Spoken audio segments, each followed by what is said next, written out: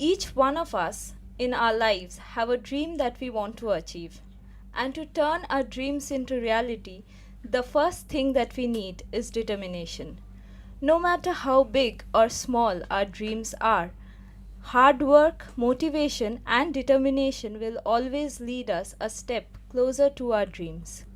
So today we have with us Dr. Kalyan Bhattacharya, HOD of Anatomy Department, Medical College, Kolkata, who has come to motivate the aspiring doctors and share his experience as to how to achieve your dream and know the facts behind becoming a doctor. We also have with us Dr. Pia De, Assistant Professor of Microbiology, Techno India University, along with us.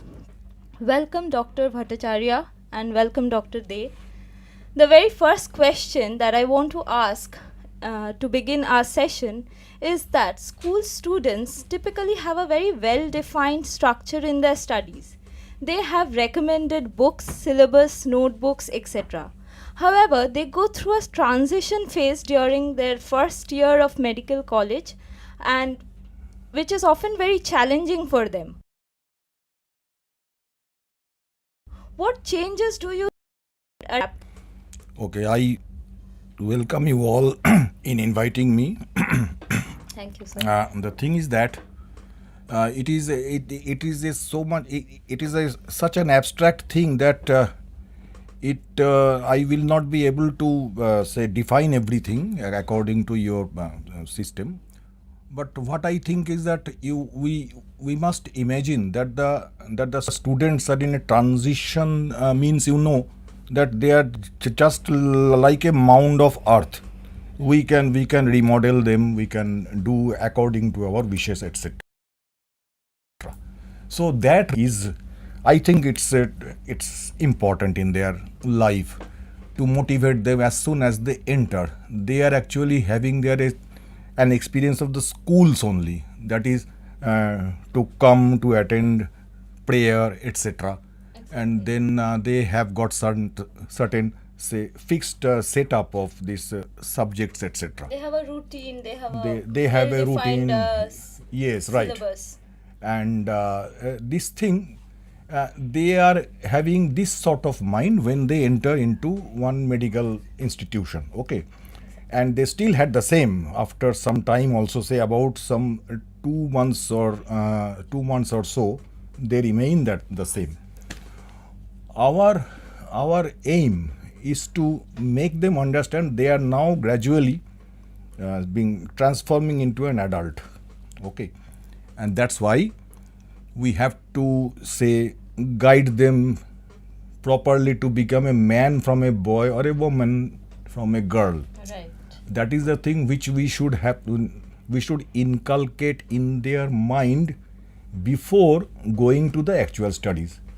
But the problem is that in our times we had, suppose for example, our first MBBS was of 1.5 years, but nowadays, from I think it is about from 1998 onwards, this has just drastically come down to only 1 year.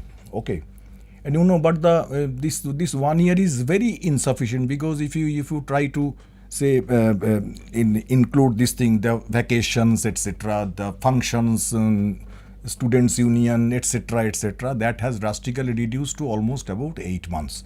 So we have to make them prepared within 8 months. But the system is that the human body remains the same. Human body remains the same. It is so vast. So to talk about them, this vast thing, it is a lot more difference than what to wear. We say teach during 1.5 year course, and how now it can be condensed into 8 months course. That is a challenging thing, and here only at this point only we have this thing, that is how to recommend the books, etc., transitional phase, etc. We have to make them understand that, see, look here, you are now a man, going to be a man. You have had certain responsibilities etc. And it is not possible to read a huge standard textbook like in my case, suppose it is Gray's Anatomy. It is about 2000 pages. So we have to recommend certain books which are traditionally known as notebooks such. Okay. Yes. So we have to recommend those things only, and we'll direct them to go according to our tutors, demonstrators, etc. as the demand. Thank you, sir. You have told this very beautifully. Similarly, Dr. Even the students who enter into a regular college for BSc or BTech degrees, they also go through a transition phase. So, as Dr. Bhattacharya explained to us so beautifully, do the students actually go through the similar phases, and do we handle it in a similar situation? Dr. Bhattacharya have very vividly described it. To be frank, there is a huge gap in terms of the pattern of syllabus or the volume of syllabus that is being taught in the schools and the colleges. But there can be certain rules which the students can actually follow during this transition phase. One of them is academic focus, because it is one such rule which will help them to focus in their studies and eventually in their career. The second being the choice of the subject or the course which they are selecting. So that particular course or the subject is very crucial, which will shape up their future.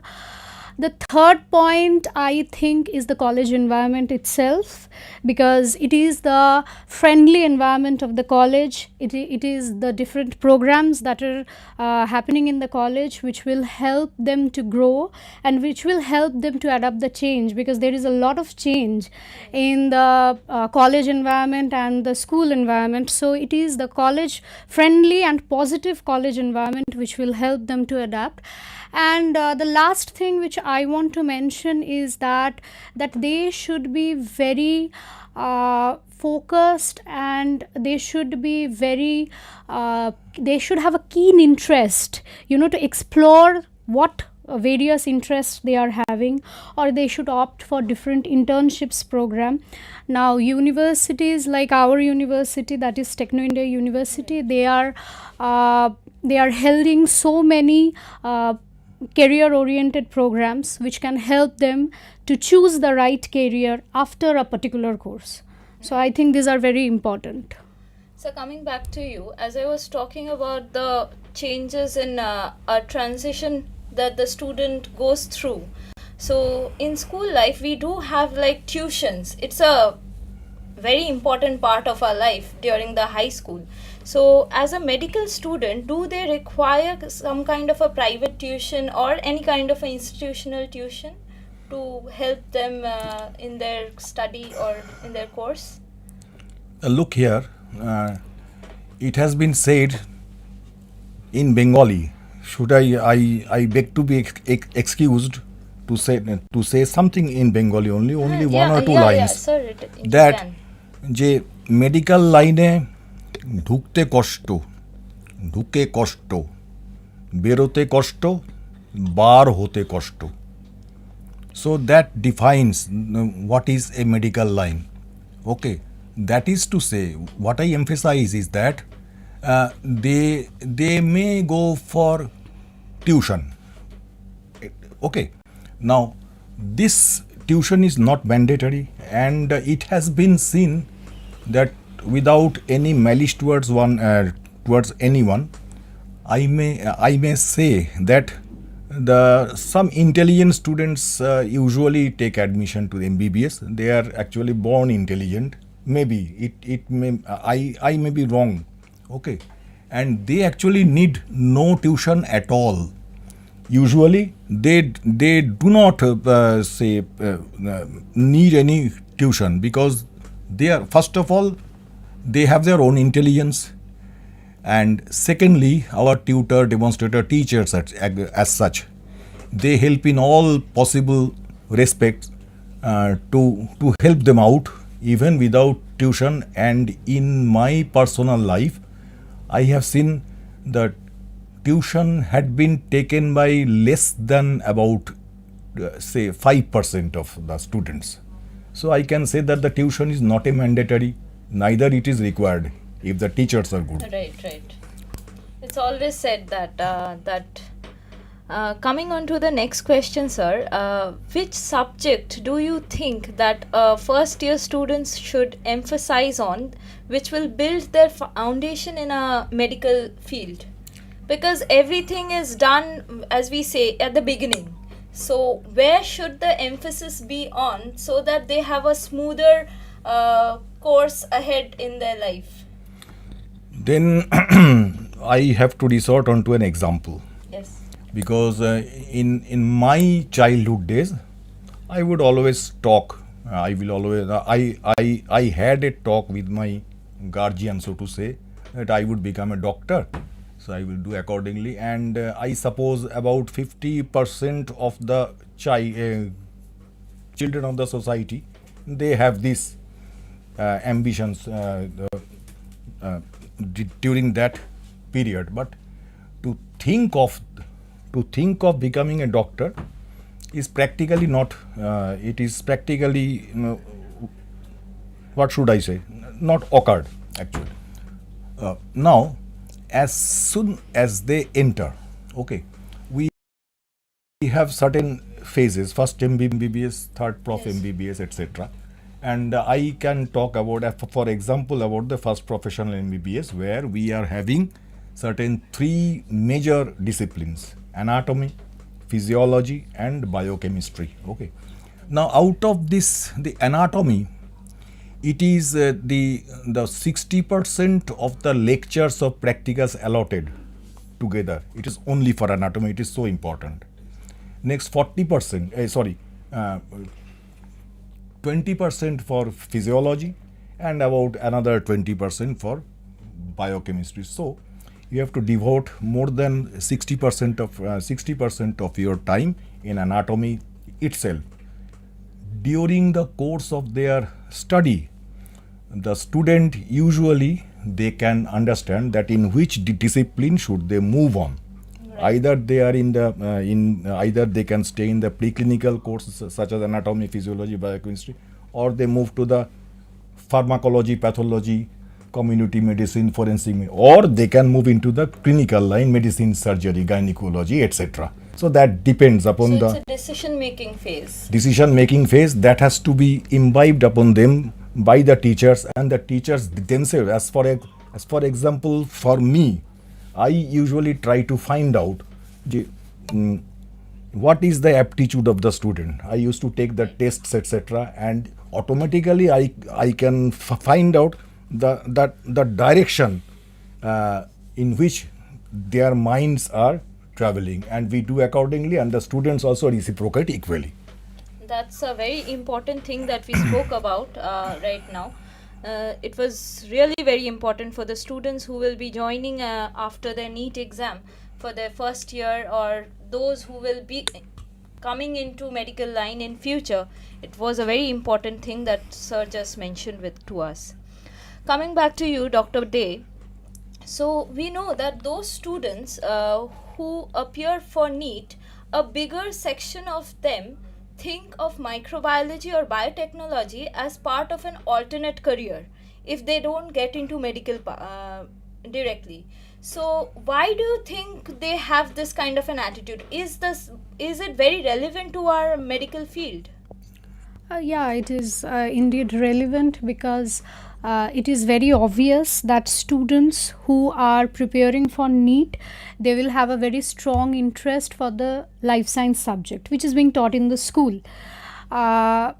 So whenever any student, they are not able to crack NEET, it is always welcome that they can try it for the second time. But if they cannot, life doesn't end there.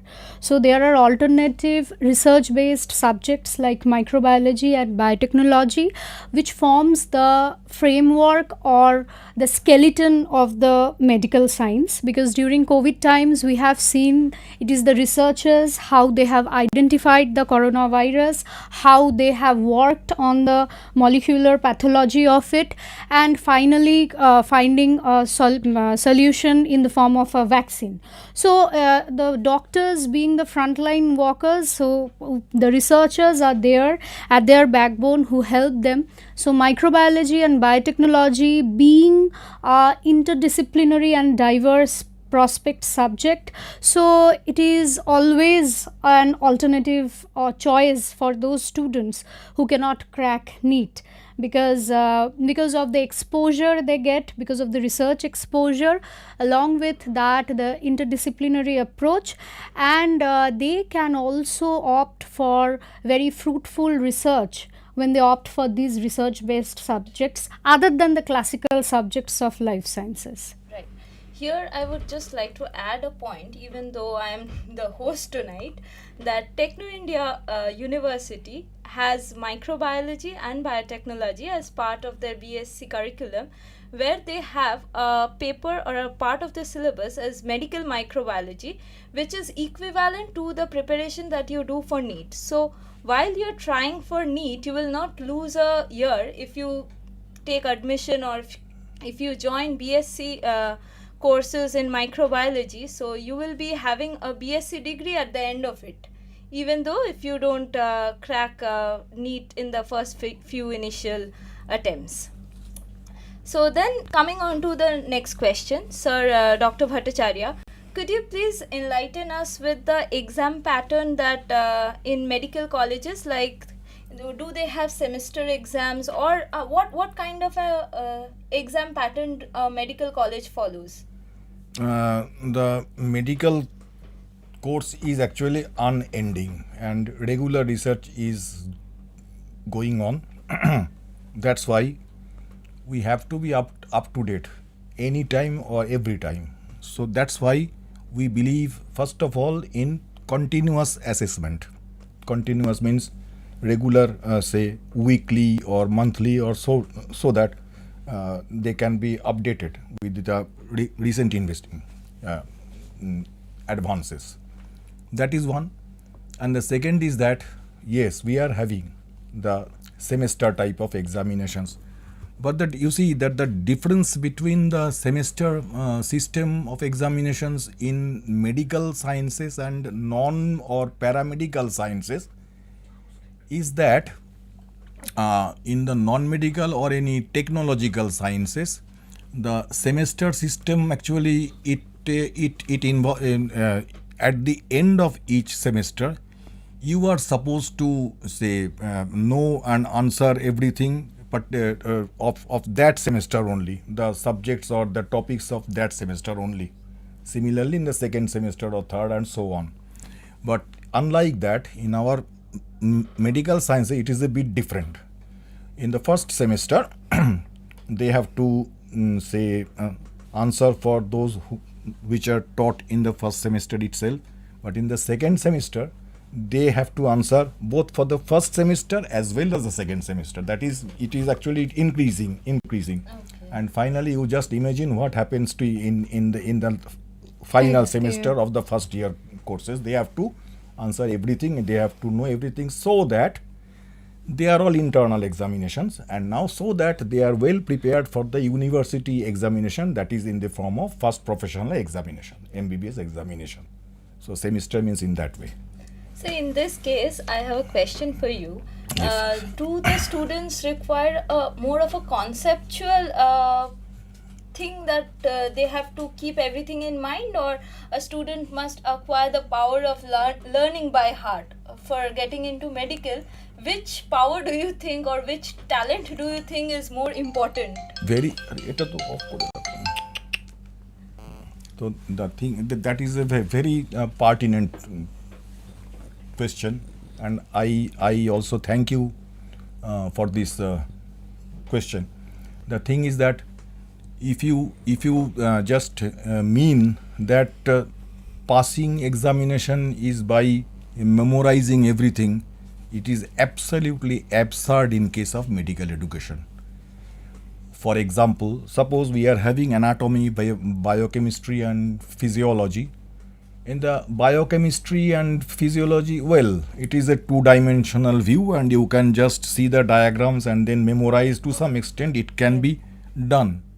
In the physiology also mainly two-dimensional, but in case of anatomy, suppose for say you are demonstrating the heart, okay, then you have to, if you show only the picture, then that will not do, because you have to know the depth of the heart, what is the thickness of the heart, how far it is from the anterior wall of the chest or the front wall of the chest, what are the blood supply, what are the arterials, I mean the venous drainage, and more importantly, what may be the others, what may other structures be damaged while you operate upon the heart. It is not that in that place only heart is there. Many important structures are there which should not be damaged, and that is why the conceptual overview is far more important than the memorizing in a conventional method. Right, sir. Thank you so much for this explicit description of the concepts. Sir, the thing that I would want to add is on 19th of April, Dr. Arup Chakraborty from the Department of Community Medicine's Medical College will also join us on TIU Digital on 19th April and tell us about the admission process in a medical college. So please stay tuned for 19th April as well. Coming back to our main session, Dr. Dey, I have a question for you. That is, very briefly, could you just explain the brief curriculum of microbiology? In what is the curriculum or course in BSc microbiology that we have? Yeah, sure. So basically, TIU offers bachelor's degree, master's degree, and along with doctoral degree. And it takes me immense pride and pleasure to announce today that from this year, our university is the first university in India who have introduced AI with the course. Right, that is very innovative. Yes. So these are the courses that are being offered by our university. Yeah, and how do you think, sir, as a physician who knows AI or the role of AI is in his or her knowledge, will help in the later on in the course of his or her career life? Do you think it will have a greater impact? Sorry. The thing is that the AI full form is artificial intelligence. So far I remember. Yes, sir. And the thing is that it is to me it is just equally comparable to the Google. You see that some lay persons, if they are suffering from fever, they will simply search that I have fever, so what should I do?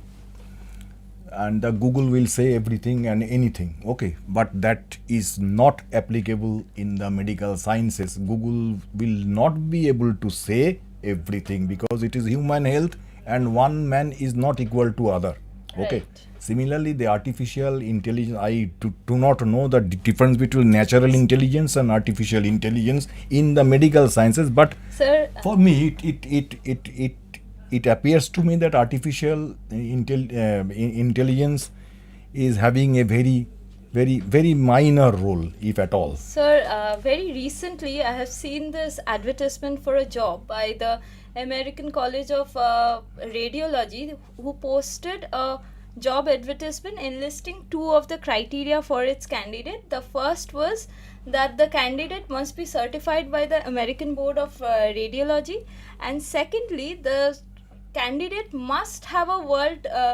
world-based AI knowledge and machine learning. So in that case, do you have anything to add or do you have anything to say? I can only say that as because I have already said that in medical sciences 2 plus 2 is not equal to 4, okay, but 2 plus 2 is almost nearer to 4 but not equal to But 4. sir, nowadays what we have is like robotic surgery Yes. and everything is coming up. That is So those are something that we require mechanical knowledge or some artificial intelligent knowledge about. Yes. So in that case, I guess it's a progressive step towards the future. Yes, I am just explaining it to you.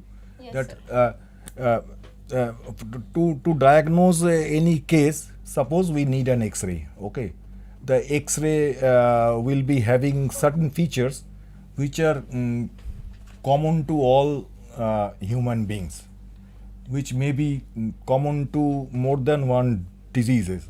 In that case only, and similarly in case of ultrasonography or any report, so to say, they have certain features which are actually common to either each individual or each disease.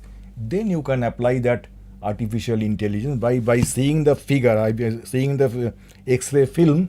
You apply artificial intelligence and it can say declare immediately, and that is the basis of doing the robotic surgery.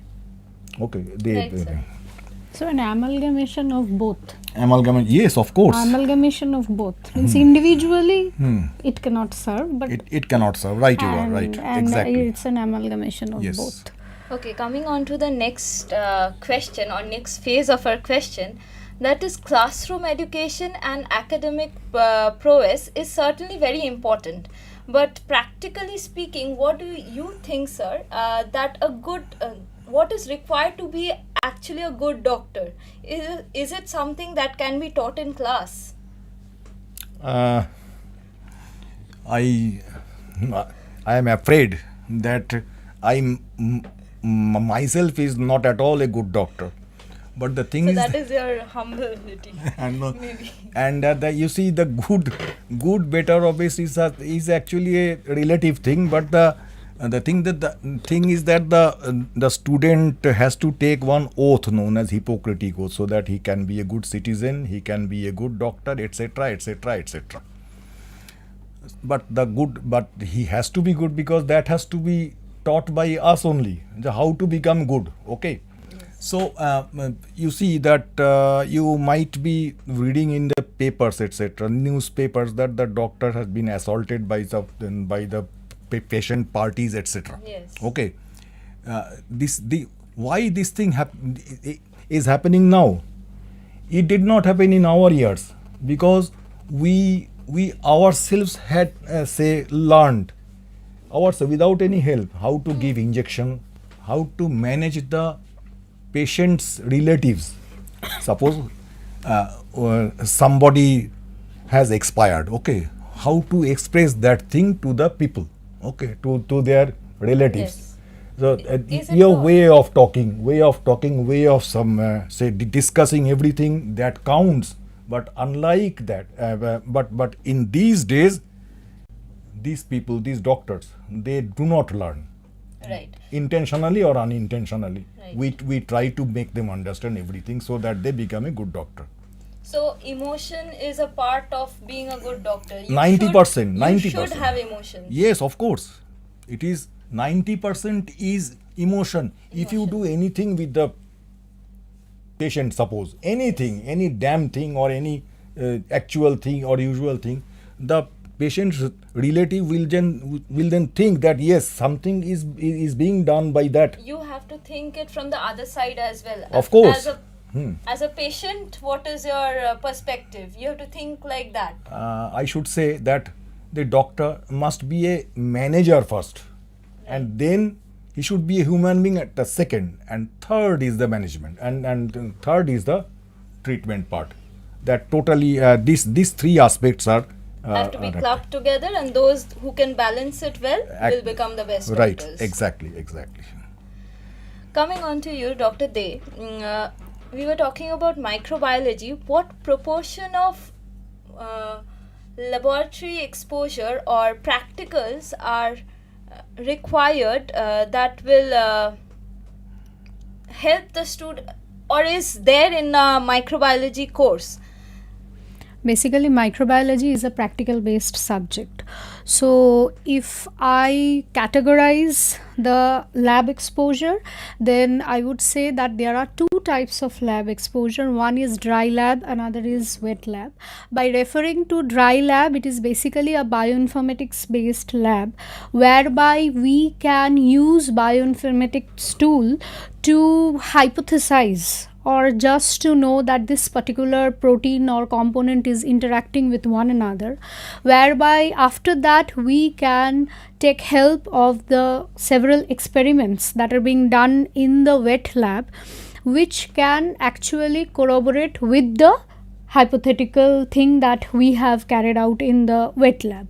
So both, again, these two labs are completely correlated with each other, and it is definitely a lab based subject. So I would say it's a 50-50 weightage is given to the lab exposure and theory, because as I already earlier mentioned, that it is a purely research based subject, and in order to do so you need to have lab access, you need to have access to various internships where you can gain real knowledge from the real platforms. So yeah, it's a completely lab based subject.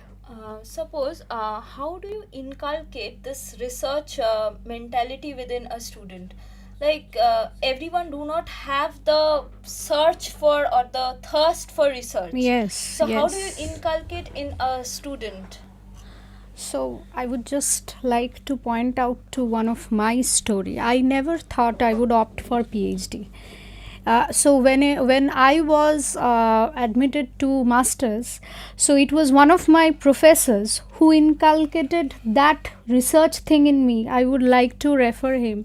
He is no more. So he was Professor KRS sir, Konokranjan Shamadar, and he was the person to inculcate the love for research, the the intricate knowledge, or it is your curiosity which can be inculcated itself by your teachers. So all the students would not know because they are not coming from the common background. Their parents don't have a background in microbiology or biotechnology, but I feel it is the teachers who take a great role in inculcating the interest and also igniting. Yes, of course. So in inculcating and igniting the interest in the students towards research. Obviously there are students who would opt for industries and wouldn't go for research, but mostly it is being inculcated by the teachers. Sir, as we say that doctors are the frontline workers, but during the COVID times, we have seen that those who are working in labs, like research labs, especially microbiology labs, they have become the backbone of the entire society or entire world. So how do you think application and research finds its way together? I just did not get your my question was, sir, queries actually. Actually, if we see from our perspective that a doctor is applying it everything, a medicine, suppose for example, he or she is applying it on its patient, but he or she is not designing it. It's been done in a laboratory, or whatever research, it's incorporation, its composition, everything is done in a research lab, and most of the times they are biotechnologists or microbiologists who are doing it, and it's not the doctors. So how do you think at what point the two fields actually get hand in hand or Yes, right. get together? Yes, you see that these are actually interrelated. The medicine means preclinical, as I have already explained. It has got a preclinical aspect, a paraclinical aspect such as microbiology is included in that, and also the clinical domain. And in addition to this, we have got some postgraduate or the specialized domains. That is, it can be broken into several parts, and that will contain a specialized domain such as MD or DM like that. So we have to, so that is to say, the clinicians have to depend on the paraclinical things such as microbiology, etc. Paraclinical also, they are not complete paraclinic, I mean medical paraclinics. They also depend upon what they studied before being admitted to the paraclinical, that is to say anatomy, physiology, biology. So these all are interrelated, and so naturally the people, the clinicians will be depending upon the on the say findings of the say suppose the pathologist or findings from the microbiologists and their education. I mean the detailed education and detailed research will definitely help not only them but also indirectly or directly to the clinicians, and that in that way we can relate everything. We are not alone actually, we are not a Right. team, we have to act as a team. Right. I want to just add one thing, that certain these types of thoughts should be propagated. People don't understand what is research. People don't get the weightage of research or doctoral or postdoctoral research. So I think these things which Dr. Bhattacharya had said, it should be propagated, that it should go hand in hand, Yes. because without one another nobody can work. It's impossible to Yes, so these subjects are also very, very important. It's not that I am supreme. No. Yes, Nobody. yes. We are supreme. Yes, Yes. yes. That is the actually essence of this. Absolutely, sir. Yes. Right. Sir, next coming to a light-weighted question, that is, we have seen a lot of students, medical students, having skeletons in their home. So, do you think that all the first years, whoever is going to crack NEET this time, they have to buy one and get it as a showpiece or whatever in their home as fast as possible? I thank the organizers in asking me this sort of question, because it is definitely and purely it is under my domain, so I can answer that. The thing, my answer will be yes, because you see that the three-dimensional things are most important in anatomy, as I have already told, that you have to get to the thickness of that organ, the three-dimensional view of that organ. Right. Okay, now suppose there is one bone, and you have a notebook containing a figure of that bone, indicating that there is an opening. You see, it will be here, it will be there, it will be there, but all are in a two-dimensional view. That is why you have to go for real things as much as practicable. I think it should be ideal to have 100% real thing. This 100% real thing, we are providing the dead body as such, okay, so that they can feel the reality of the thing. And the second thing is the bones, and I should say the this will come as first, that is the parts of the skeleton, individual disarticulated skeleton or the whole skeleton. So you have to procure as much as practicable, Right. one set for each, but the thing, but this is actually the skeletons are available, okay, original skeleton from the original human being, and and you have also the synthetic or the say resin type of things. Those skeletons are also available, but I will not recommend. And now here comes your AI. Some, I do not know about that thing, that 3D printer or something like it is available in these days, where you can get exactly the same, exactly the replica of one original bone. Original bone. So that Right, you can I've do. seen one, I guess. Yes, that you can say get. Otherwise, you should go for the real bone. But alas, to get a real bone, that means one real man has to die. So God forbid that doesn't happen. Okay, if there is any donated bodies, we can procure the bones and prepare the bones for them, so that all possible, at least some one set has to be procured by at least 4 or 5, not more than that. That can also even. But the thing is that this is required. This is required. Yes. Sir, another question that is very important, that medical professionals should have what ethical principles or values should guide them to conduct to their conduct or decision making.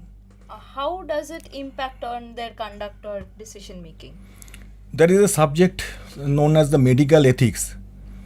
Medical ethics, we have to study. Both the teachers have had this thing already studied, and the students, they also take Hippocratic oath, as I have told you.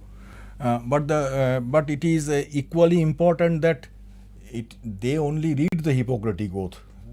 Okay, but how they apply it, how they apply in their future independent service, that depends on them only. They should learn from the teachers, they should learn from their seniors, and they usually, we try to say that you just go according to your teacher, and the teacher has have to be that type of personality, so that it can be imitated by the students, by that particular student. So it is automatic. It is not that we have to say study that thing well over and over again to be a good doctor. No, that is actually automatic, I should say. Yes. Sir, lastly, I would like to ask you if there is any other additional suggestion or advice that you want to ask, say to the first year students, so that that can become a help for them in their next course of study.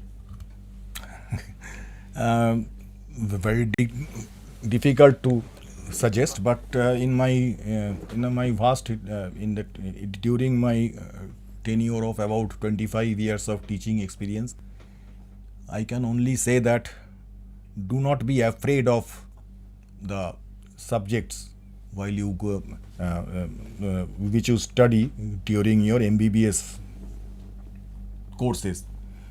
And I may cite a peculiar example, if you allow me, of course. Of course, sir, of course. The thing is that in our days, I do not know, it was available in your days, that our say Hindi movies, or better Bangla movies, I think you have heard of the artists Suchitra Sen and Uttam Kumar. Yes. Okay. And in all the Bengali films which I remember, one of them must be a doctor. Either Suchitra is a doctor and Uttam is a beggar, or just the opposite. Okay. And invariably, while they will portray Uttam in such a way that he is studying only anatomy, skeletons, muscles, veins. I have not seen that Uttam is treating patients or like that. So anatomy is such a very, what should I say? It is such a wonder to the lay people, that even the cinema people, they actually project anatomy as such, as if that is the only subject. Okay, so anatomy is such a thing, dreaded thing. And of course, the father, mother, etc.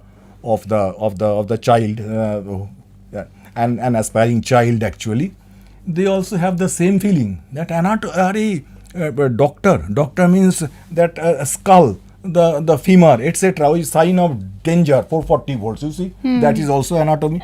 But do you feel that this medical profession is only for that? No, it is only for the anatomy, one small part of this thing. So that is, and they are scared, actually. The students are scared. And my advice will be that do not be scared of anatomy, or as such the medical profession as a whole. Take it lightly, take it leisure. Take it as a magic, and take it as a exploratory subject in which you can be involved in all possible ways, of course, with the direction of your teachers and doctors. Thank That you so only I much, can sir. say. Sir, we have a question from one of our viewers, Joyshri Ghosh. She's asking to both of you, what are the requirements to study microbiology? First of all, I will say that as because I am not a specialist in microbiology, actually we had studied microbiology as a part of that course. So I will not be able to go into great details. I think she can answer. Yes, Dr. Day. Yeah, actually, you need to have biology along with pure science, that is physics, chemistry, maths. But maths is an optional subject, yeah, if you want to opt for microbiology. So you should have biology in your 11th and 12th standard along with physics, chemistry. So you can have maths, so that will actually help you to solve the mathematical equations which are related to microbiology, because microbiology is not only about the physiology of microorganisms, but it has to do a lot with the technical, because there are industrial microbiologists, so you need to solve certain equations related to that. But don't get afraid, they are easy equations. So you should have biology, chemistry and physics. Along with that, maths can be optional, but maths would definitely help you. Thank you, Dr. De. We have another question from Shayandeep Mook, who is asking, I am a cancer biologist, did my BTech from TIU, now currently in UK doing research, and what should someone do to have a good career in medical research? And what is the importance of theory in medical research?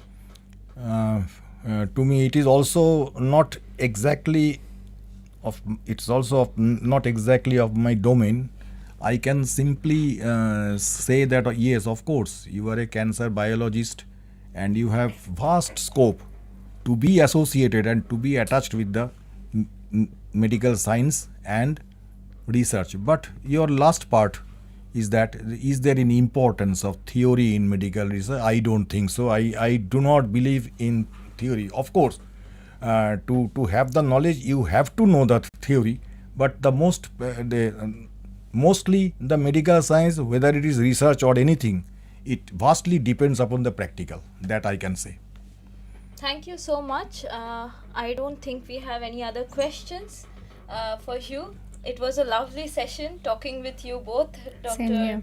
Bhattacharya as well as Dr. De. It was a great session, and I hope that all my aspiring doctors, they will be benefited from this session. And so thanking you. Oh, sorry, there's another question. Let's see.